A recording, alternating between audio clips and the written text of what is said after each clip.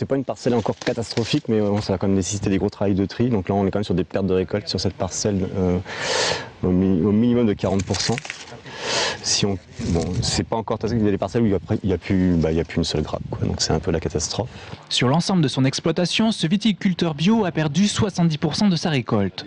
En effet, Montlouis est le secteur le plus touché en Indre-et-Loire par les intempéries de ces derniers mois. Du côté du Loir-et-Cher, Cheverny accuse jusqu'à 100% de pertes. Et d'ici un mois, ce sera le temps des vendanges. Alors, si la quantité n'est pas au rendez-vous, la qualité pourrait être supérieure, surtout si le beau temps continue. C'est déjà une bonne chose, honnêtement.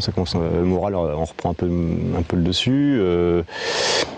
Il faudrait que ça dure. Ouais, il faudrait pas pour l'instant, on ne voit pas de botrytis quand même, donc c'est plutôt la bonne nouvelle. Moi, je suis content qu'il fasse du soleil. D'autres vignerons se plaignent parce que c'est trop sec. Moi, je trouve que c'est plutôt une bonne chose. J'espère que ça va durer le plus longtemps possible. Et si ça dure le plus longtemps possible, on n'aura pas beaucoup de rendement, mais on pourra faire des vins très intéressants. Sur les coteaux de Vouvray, Catherine, installée depuis 20 ans, est plus épargnée. Mais avec tout de même 50% de pertes, l'année sera plus difficile financièrement. Moi, je ne suis pas assurée, je suis mon propre assureur, on va dire. J'ai un métier agricole, je sais qu'on peut avoir des pertes de récolte.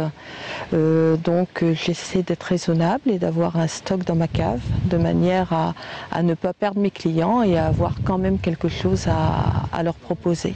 De son côté, Ludovic, installé depuis seulement 4 ans, devra passer par la case banque pour boucler son budget cette année.